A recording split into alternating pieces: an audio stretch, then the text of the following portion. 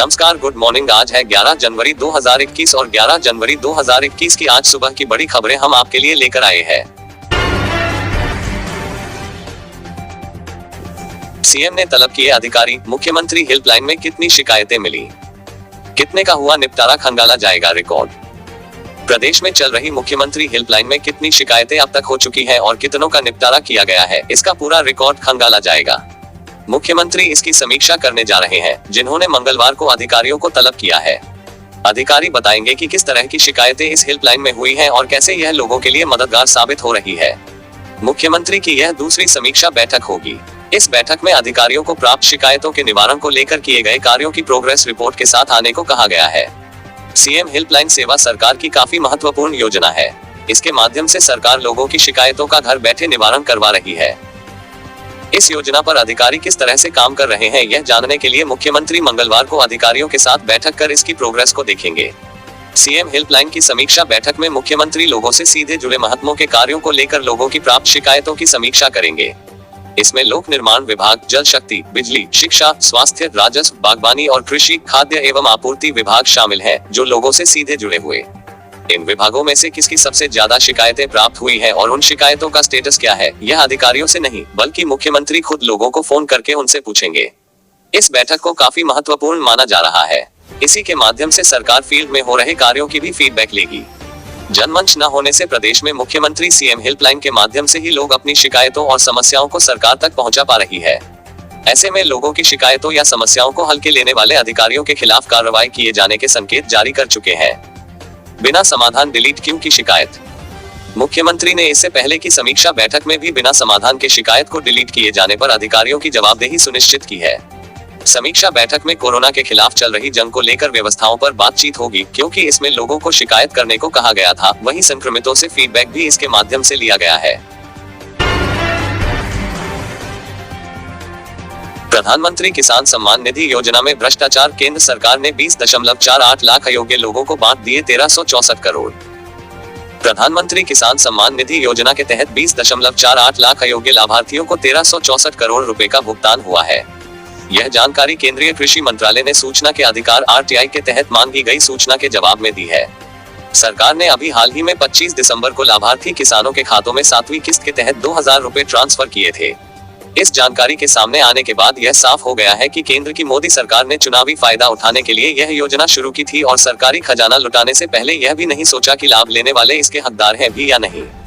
RTI आवेदन के जवाब में केंद्रीय कृषि मंत्रालय ने बताया कि अयोग्य लाभार्थियों की 2 श्रेणियों की पहचान की गई है, जिनमें पहले अर्हता पूरी नहीं करने वाले किसान हैं, जबकि दूसरी श्रेणी आयकर भरने वाले किसानों की है। आरटीआई आवेदक वेंकटेश नायक ने ये आंकड़े सरकार से प्राप्त किए। उन्होंने कहा कि अयोग्य लाभार्थियों में आधे से अधिक 55.58% आय करदाता की श्रेणी में है। बाकी 44.41% वे किसान हैं, जो योजना की अर्हता पूरी नहीं करते हैं। नायक ने कहा कि सूचना के अधिकार अधिनियम 2005 के तहत प्राप्त सूचना से पता चलता है कि वर्ष 2019 में शुरू हुई पीएम किसान योजना के तहत जुलाई 2020 तक अयोग्य लाभार्थियों को 1364 करोड़ रुपए का भुगतान किया गया। इन फर्जी लाभार्थियों की संख्या 20.48 लाख बताई गई है। गौरतलब है कि प्रधानमंत्री किसान सम्मान निधि योजना की शुरुआत केंद्र सरकार ने वर्ष 2019 में की थी और इसके तहत सीमांत या छोटे किसानों या जिनके पास 2 हेक्टेयर से कम कृषि भूमि है, उन्हें साल में 3 बराबर किस्तों में कुल 6000 रुपए की राशि दी जाती है। 5 राज्यों में सबसे ज्यादा फर्जी लाभार्थी। सूचना के अधिकार अधिनियम 2005 के तहत प्राप्त सूचना से पता चलता है कि वर्ष 2019 में शुरू हुई पीएम किसान योजना के तहत जुलाई 2020 तक अयोग्य लाभार्थियों को 1364 करोड़ रुपए का भुगतान किया गया। आंकड़ों के मुताबिक अयोग्य लाभार्थियों की बड़ी संख्या 5 राज्यों पंजाब, असम, महाराष्ट्र, गुजरात और उत्तर प्रदेश में है। गौरतलब है कि अब केंद्र सरकार ने इन फर्जी लाभार्थियों के नाम हटाने शुरू कर दिए हैं और इस पर कार्रवाई की भी तैयारी है। मौतों के मामले में महाराष्ट्र दुनिया का पहला प्रांत, नहीं थम रहा कोरोना का प्रकोप, 50,000 से ज्यादा की गई जान।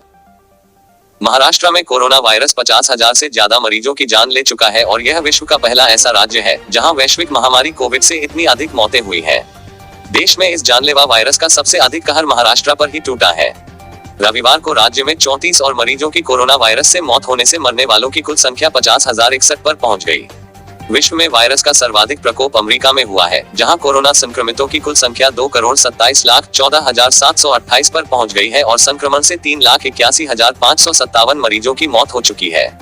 महाराष्ट्र के बाद अमेरिका के न्यूयॉर्क राज्य में कोरोना से सबसे ज्यादा 39,447 मौत हुई है। महाराष्ट्र में रविवार को 3,558 नए संक्रमित सामने आए, जबकि 2,302 लोग ठीक हुए। राज्य में अब तक 19,69,114 लोग संक्रमित हो चुके हैं, जिसका रजिस्ट्रेशन उसी को टीका। राज्यों के साथ केंद्र की अहम बैठक, डाटा कलेक्शन पर बनी रणनीति। कोरोना टीकाकरण अभियान की बिना बाधा लॉन्चिंग के लिए रविवार को केंद्र सरकार के अधिकारियों ने राज्य सरकार और केंद्र शासित प्रदेशों के साथ मीटिंग की। इस दौरान 16 जनवरी से शुरू हो रहे टीकाकरण कार्यक्रम के लिए सबसे अहम साबित होने जा रहे कोविन एप्लीकेशन पर चर्चा हुई। मीटिंग के दौरान कोविड से जंग के लिए बनी तकनीकी और डाटा मैनेजमेंट के चेयरमैन राम सेवक शर्मा ने कहा कि कोरोना टीकाकरण के लिए सरकार ने बेहद शानदार तकनीक के जरिए एक सेटअप तैयार किया है, जो दुनिया के सबसे बड़े टीकाकरण कार्यक्रम की रीढ़ साबित होगा। कार्यक्रम में मौजूद राज्य के प्रधान सचिवों, राष्ट्रीय हेल्थ मिशन के निदेशकों और वरिष्ठ अधिकारियों को संबोधित करते हुए उन्होंने कहा कि इतने बड़े पैमाने पर टीकाकरण कभी नहीं हुआ है। डॉक्टर रामसेवक शर्मा ने कहा कि हमें इस लक्ष्य के साथ काम करना है कि कोरोना का टीका कहीं भी कभी भी उपलब्ध रहेगा। एम्पावर ग्रुप के चेयरमैन ने कहा कि टीकाकरण कार्यक्रम के दौरान डाटा का संग्रह और अध्ययन सबसे अहम बात होगी। उन्होंने कहा कि कनेक्टिविटी को लेकर कुछ राज्यों ने कहा है कि डाटा को उसी समय बिना किसी लापरवाही के स्टोर किया जाएगा। डॉक्टर रामसेवक शर्मा ने कहा है कि टीकाकरण के दौरान सबसे ज्यादा जरूरी है कि जिस व्यक्ति का रजिस्ट्रेशन हुआ उसे ही टीका दिया जाए। उन्होंने कहा कि इसमें किसी भी तरह से प्रॉक्सी सामने न आने पाए। उन्होंने कहा कि जिसे टीका लगाया जा रहा है उसकी पहचान स्पष्ट होनी चाहिए, ताकि बिना किसी परेशानी के उसकी पहचान की जा सके। आधार कार्ड का बड़े पैमाने पर इस्तेमाल। डॉक्टर शर्मा ने कहा कि टीकाकरण कार्यक्रम के लिए आधार कार्ड का बड़े पैमाने पर इस्तेमाल होगा। उन्होंने राज्यों से कहा कि टीकाकरण के इच्छुक लोग अपना मौजूदा मोबाइल नंबर और आधार नंबर का इस्तेमाल कर पंजीकरण कराएं। उन्होंने कहा कि आगे टीकाकरण से जुड़ा सारा कम्युनिकेशन MMS के जरिए किया जाएगा। टीकाकरण से जुड़ी सारी जानकारी डिजिटल।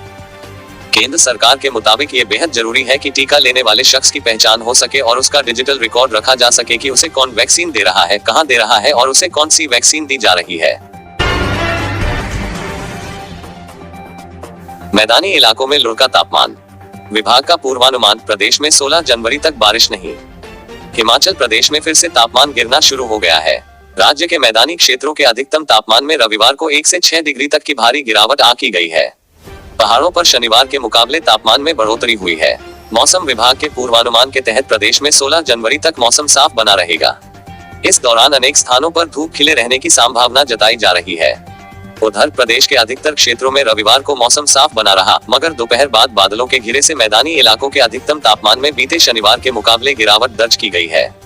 कांगड़ा के अधिकतम तापमान में सबसे ज्यादा 6 डिग्री की गिरावट आई है। मौसम विभाग के निदेशक मनमोहन सिंह ने बताया कि प्रदेश में 16 जनवरी तक मौसम साफ बना रहेगा। हिमाचल की नई खेल नीति तैयार, कैबिनेट में मंजूरी को जाएगा प्रस्ताव। हरियाणा की तर्ज पर स्पोर्ट्स पॉलिसी। हिमाचल की नई खेल नीति बनकर तैयार हो गई है। युवा सेवाएं एवं खेल विभाग ने खेल नीति का प्रस्ताव बनाकर राज्य मंत्रिमंडल की मंजूरी के लिए भेजने की तैयारी कर ली है। कैबिनेट की मंजूरी मिलने के बाद प्रदेश में नई खेल लागू कर दी जाएगी। युवा सेवाएं एवं खेल विभाग द्वारा पड़ोसी राज्य की खेल नीति को स्टडी करने के बाद खेल नीति को तैयार किया गया है। विभाग ने नए खेल नीति को हरियाणा की तर्ज पर किया गया है। नई खेल नीति में खिलाड़ियों को प्रदान की जाने वाली डाइट मनी सहित प्राइज मनी बढ़ाए जाने का प्रस्ताव है। प्रदेश में लंबे अंतराल के बाद प्रदेश में डाइट मनी व प्राइज मनी बढ़ाई जा रही थी। राज्य में साल 2016 के बाद से डाइट व प्राइज मनी नहीं बढ़ाई गई है। इसके अलावा राज्य में खेलों को बढ़ावा देने के लिए स्कूली स्तर पर खेलों को बढ़ावा देने पर फोकस किया जाएगा। वहीं कॉलेज स्तर पर होने वाली खेल गतिविधियों को भी बढ़ाया जाएगा, ताकि प्रदेश में विभिन्न खेलों में नई खेल नर्सरी तैयार हो सके। इसके अलावा प्रदेश में साहसिक खेल गतिविधियों को ज्यादा प्रोत्साहन देने के लिए भी उक्त खेलों को अनिवार्य किया जाएगा। कैबिनेट द्वारा यदि नई खेल नीति को मंजूरी प्रदान की जाती है तो प्रदेश में खिलाड़ियों को बढ़ा हुआ स्पोर्ट्स कोटा मिलेगा। सचिव युवा सेवाएं एवं खेल डॉक्टर MS गुलेरिया ने बताया कि नई खेल नीति बनकर तैयार है। इसे मंजूरी के लिए मंत्रिमंडल की बैठक में भेजा जाएगा।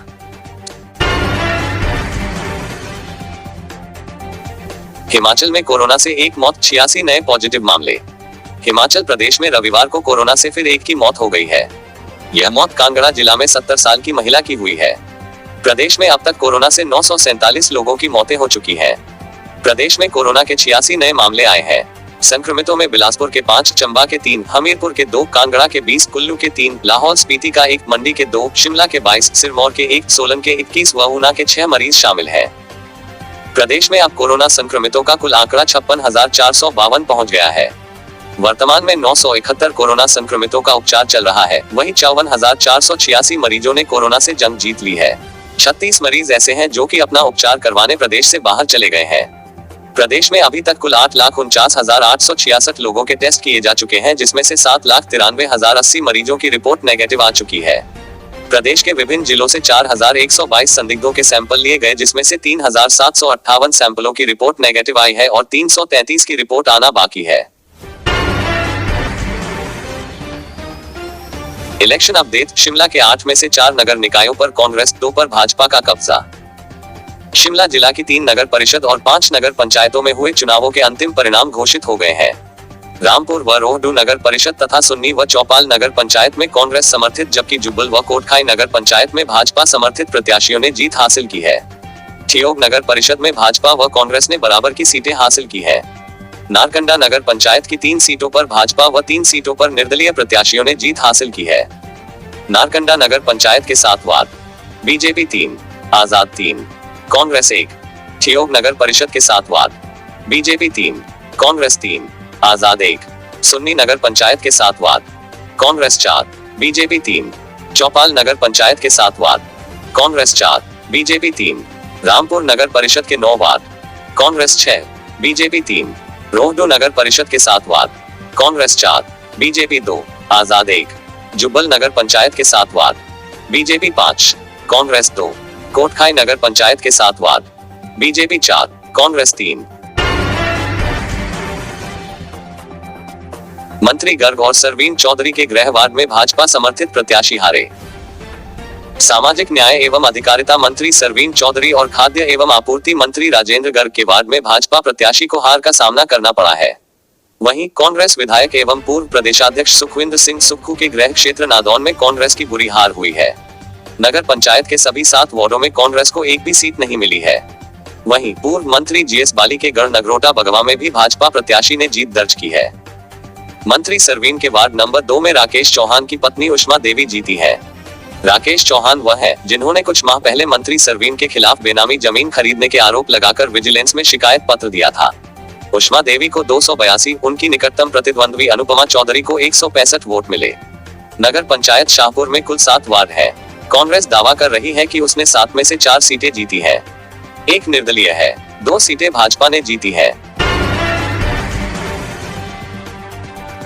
HPU तय शेड्यूल में जारी नहीं कर सका बीएड की आवंटन सूची। हिमाचल प्रदेश विश्वविद्यालय 1 जनवरी को जारी किए गए एडमिशन काउंसलिंग शेड्यूल के मुताबिक रविवार को ऑनलाइन काउंसलिंग की प्रक्रिया पूरी कर पहली सीट आवंटन सूची जारी नहीं कर पाया। विवि के कंप्यूटर सेंटर पर इस बारे संपर्क करने पर जानकारी मिली कि अब सोमवार दोपहर बाद तक ही पहली सीट आवंटन सूची जारी हो सकेगी। प्रदेश भर के हजारों अभ्यर्थी बीएड में प्रवेश के लिए जारी होने वाली इस सूची का बेसब्री से इंतजार कर रहे हैं। पहले काउंसलिंग शेड्यूल जारी करने और प्रक्रिया शुरू करने में भी देरी हो चुकी है। कोरोना के कारण बीएड के शैक्षणिक सत्र 2020-22 की प्रवेश प्रक्रिया जनवरी 2020 तक भी पूरी नहीं हो पा रही है। प्रदेश के निजी और सरकारी विवि से संबद्ध बीएड संस्थानों में सेंट्रलाइज्ड प्रवेश परीक्षा और काउंसलिंग से ही प्रवेश दिया जाता है। इसलिए बीएड संस्थानों को भी नया बैच आरंभ करने को काउंसलिंग और आवंटन प्रक्रिया शुरू होने का इंतजार है। मिली जानकारी के मुताबिक विवि सोमवार को मेरिट के आधार पर पहली आवंटन सूची को जारी कर देगा। अभ्यर्थियों को उनके लॉगिन आईडी पर आवंटन लेटर उपलब्ध करवाए जाने हैं। निर्धारित शेड्यूल के मुताबिक 10 जनवरी को पहली आवंटन सूची जारी होनी थी। इसमें प्रवेश पाने वाले अभ्यर्थियों को दिए गए कॉलेज में 11 से 13 जनवरी तक प्रवेश लेना था। हजारों ने दी जूनियर ड्राफ्ट्समैन सर्वेयर की लिखित परीक्षा। प्रदेश कर्मचारी चयन आयोग ने रविवार को सर्वेयर पोस्ट कोड 798 व जूनियर ड्राफ्ट्समैन पोस्ट कोड 800 की लिखित परीक्षा करवाई। हमीरपुर और शिमला में इसके लिए 8 परीक्षा केंद्र बनाए गए थे। 2 जिले में करवाई गई दोनों परीक्षाओं के लिए 2753 अभ्यर्थियों को आयोग ने कॉल लेटर जारी किए थे। सर्वेयर के लिए 1265 तथा जूनियर ड्राफ्टमैन की लिखित परीक्षा के लिए 1488 अभ्यर्थियों को बुलाया गया था। परीक्षा केंद्रों में सुबह से ही अभ्यर्थी जुटना शुरू हो गए। सर्वेयर की लिखित परीक्षा सुबह 10 से लेकर 12 बजे तक आयोजित की गई, जबकि जूनियर ड्राफ्ट्समैन की परीक्षा शाम के सत्र में 2 से लेकर 4 बजे तक किया गया। आयोग के सचिव डॉक्टर जितेंद्र कंवर ने कहा कि सर्वेयर पोस्ट कोड 798 व जूनियर ड्राफ्ट्समैन पोस्ट कोड 800 के तहत पदों को भरने के लिए रविवार को लिखित परीक्षा करवाई गई। पौंग में 215 और पक्षियों की मौत, दिल्ली से पहुंची टीम। पौंग बांध में फैले बर्ड फ्लू के बीच रविवार को भी 215 और प्रवासी पक्षियों की मौत हो गई है। यहां मृत प्रवासी पक्षियों का आंकड़ा 4235 पहुंच गया है। जिला कांगड़ा में बर्ड फ्लू से कौवों की मौत का आंकड़ा भी तेजी से बढ़ रहा है। रविवार को जिले भर में 17 और मृत कौवे मिले हैं। इनमें सबसे अधिक 12 कौवे जवाली में मिले हैं। रविवार को 17 और मृत कौवे मिलने से इनकी संख्या बढ़कर 88 हो गई है। एक मृत चील भी मिली है। इसकी पुष्टि राज्य स्तर पर बर्ड फ्लू के लिए परामर्शदाता विक्रम वशिष्ठ ने की है। जिला कांगड़ा से अब तक 119 मुर्गों, 5 बार हेडेड गीज और 3 कौवों को मिलाकर 127 पक्षियों के सैंपल परीक्षण के लिए भेजे गए हैं। इनमें से 5 और प्रवासी पक्षियों समेत 3 कौवों की भोपाल से आए रिपोर्ट में बर्ड फ्लू की पुष्टि हुई है। मंडी जिला के सुंदरनगर में बीएसएल जलाशय के किनारे एक प्रवासी पक्षी ललित चौक के पास तोता जबकि लोअर बहली में मृत कौवा मिला है। शिमला जिला के सुन्नी और ठियोग क्षेत्र में भी 2 मृत पक्षी मिले हैं। उधर रैपिड रिस्पांस टीमों ने चंबा व तीसा क्षेत्र में भी 33 सैंपल लिए हैं। इन सैंपलों को जांच के लिए जालंधर भेजा गया है।